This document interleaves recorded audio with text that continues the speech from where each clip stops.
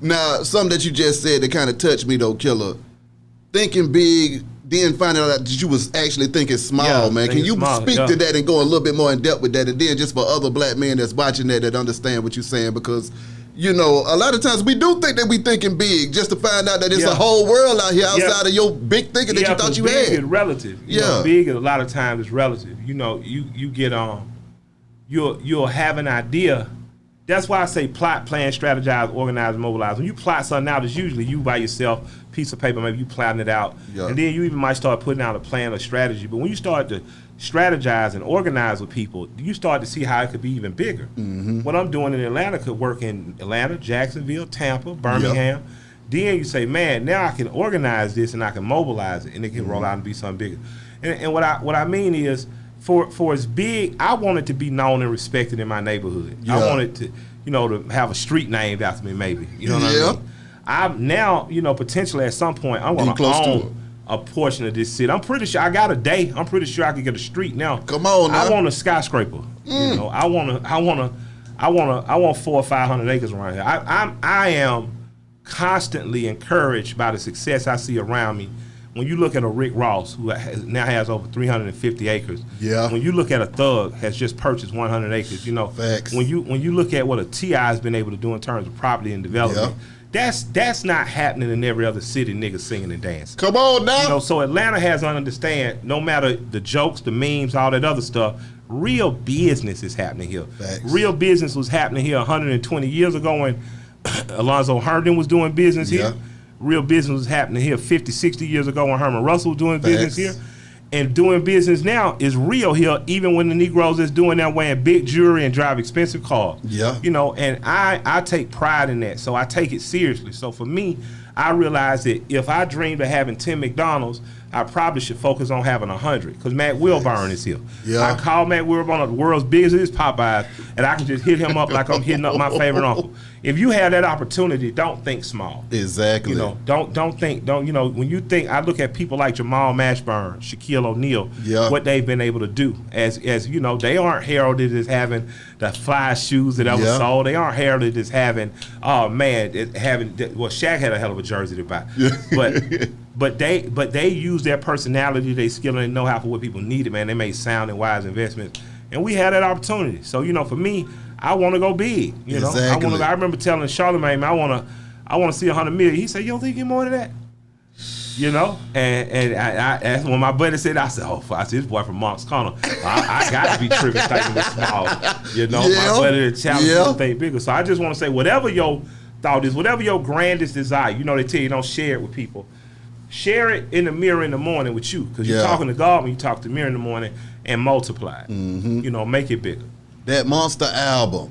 What was going through that mind when it was time to drop that first album, coming off of all of that success that you was already having? Man, it sold 500,000 units. I was very proud of it. It also came out the same year as 50 Cent, who sold 10 million, you know, so I can remember being at, I can remember Dave at Columbia, hey, explain, we're going to stop and promote your album because you've already profited.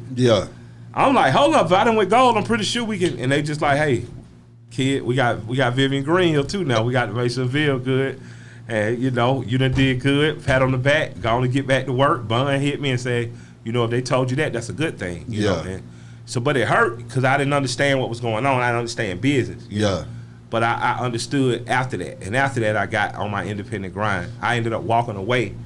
I walked away from Virgin. I think Virgin offered me like 120 grand and like a Challenger, a Charger. And I walked. I was like, I'm cool. You know, I didn't want to be very honest with you, I didn't want to. They had me coming like I think after Sleepy Brown and Bubba Sparks. And at that point, it's just the MC shit kicked in. I was like, no, I'm not gonna do that. Like I'm not standing behind in the bus line for nobody. You know, just because I felt like, and now this ain't got nothing to do with Sleep or Bubba as much as for me, it was like time's a ticking. Stop playing. You know, it's the mixtape era. You know, shit, the Dipset dropping every 3 weeks if they want to. What am I sitting around waiting for? You know what I'm saying? So for me, I just was determined to prove something. So thanks to, and I'm gonna tell, like I've never told this story, but the way that Grind Time got started, there's a guy named Big Key, and I seen Big Key works. He's at Delta now. Big Key had a producer named Chaotic Beats who's serving life right now. I just sent my man something. Chaotic and Smith and Cash, who were some kids from St. Kitts, produced the entire first Grind Time. Yeah. And we got that because a guy named Money, God bless the dead. Money saw potential in people like me, Tip, and other people running around the city, and he blessed me. Yeah. You know, he was like, "Here, what you need?" He gave my man Bear, boom. And so if you look on the back, Bear's executive producer, and he was still working with Purple Ribbon at the time. I had kind of exited, but Bear brokered that deal for Money to put the money in my hand. Had Money not done that, I wouldn't be here. God bless dead, because he had the time and the resources. You know, if you ever hear another story about how Grind Time started, there's a lie and a liar in front of you. You know, I got to get a dead heels because you can't say that while they're alive because of what they did for a living. You understand what I'm saying? I feel that. But I can honestly say if that man wouldn't have seen something in me. And when I went to pay him the money back, it was a trip. He told me about it. He said, man, that boy do too much good. He said, I'm cool. I don't need that little money back. It messed me up because, you know, he made a literal investment in me, but more than investing in me being able to press up records and market and promote, he invested in my character. So I've never been able to be no sucker or no fuck nigga behind that because I've been given a shot and an opportunity. We took that money. Bear showed me this is what you allocate toward pressing up your CDs. This is what you allocate toward marketing and promotions. I'm sure he from College Park, so I'm sure he stole something from me. Nah. We went and pressed up CDs. We went and got them pressed down in Texas. Shouts out to Paul Walker Millionaire. What I didn't know at the time was I let Paul. We didn't have a scan, so we used Paul. So I probably gave Paul some great sales. Because we used his scan. But we picked up seats off the side of the highway. The old man brought them out to us, and we came up dropping them. Grind Time, me, Gigi, Cuzzo, Cuz, Lightyear. You know, we all, and Cuz was fresh out of high school. We all just came up. So it was Louisiana, Mississippi, Alabama dropping off CDs. Sent some up to Fat Beats, New York. And man, I built a following off Grind Time. You know, we started getting shows, and you know, it wasn't for a lot of money, but I'll tell you, that circuit is the circuit that gave you artists like me, gave you artists like Future, gave you artists like 2 Chainz. Like I can literally remember being booked. We be booked in some of the same places, and the crowd be thinking. I just be like, man, like this crazy. Like we in Birmingham, we in Columbus, you in these places that people, they still see you as one of the biggest artists ever. They don't know, boy, shit. You're going through it. You're going through it, not in the worst way, but just, you know, you go from being in a labeled, sponsored Sprinter to a white van. you know what I'm saying? The vans, you sit straight up.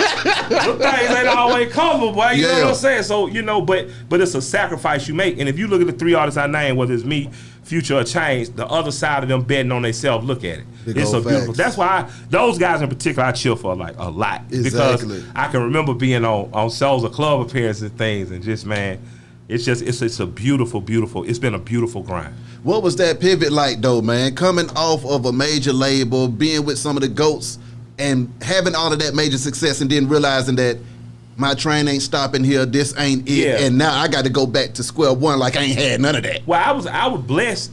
I've never been mad because, you know, it wasn't a possibility where I was from. Like on the West Side, you went to college or trade school and did well, or you got a good job, or you fail wherever you fail with the streets. I didn't know, you know, no entertainers. I didn't know, you know, people getting, you know what I mean? It wasn't like I went to Tri-City. They had a music program, you know what I'm saying? Oh, jamming like hell. Yeah, you know? So I wasn't like I went to Washington or was in Doug's band, you know? But what I believed in was art. Because of Mr. Murray, because of Miss Renfro, because of Miss Bishop, like I believed in art. So getting a chance to be around some guys, because if you're not from Atlanta, you don't know this. Southwest Atlanta is not the same thing as the West Side. Facts. Like I'm from the West Side. You know, Southwest Atlanta gave you Outkast, Goody Mob. So you saw other examples of it working. We had Kilo. You know, and Kilo had dope music and a habit. Facts. You know what I'm saying? So it was like, boy, this thing could go either way for her. You know what I'm saying? Like, boy, you know, Kilo wrote his whole first album in Juvenile. So it's just like, that. It was just a tumultuous time where we was from. So, but I was so grateful that Big and Dre had blessed me that even in the uncomfortability of, and I gotta give Big Boy props. Like I'm in a rap group. Yeah. And it's a lot to be in a rap group. A successful rap group, it's a lot. Yeah. I can't imagine one of us waking up just saying, man, I just don't want to do it. And I love you. I'm not your friend. I just don't want to do it. Yep. And then you got to figure it out, Yep. And what Big has been able to do is kept people employed, kept people with deals. It's put a mayor in Johnson, South Carolina. One of his interns ended up being a mayor there. You gotta look at him pushing through. Has been one of the greatest movies I've ever witnessed. You know what I'm saying? Him and Dre maintaining a friendship. Unlike a lot of people, they stop doing business, they stop being friends.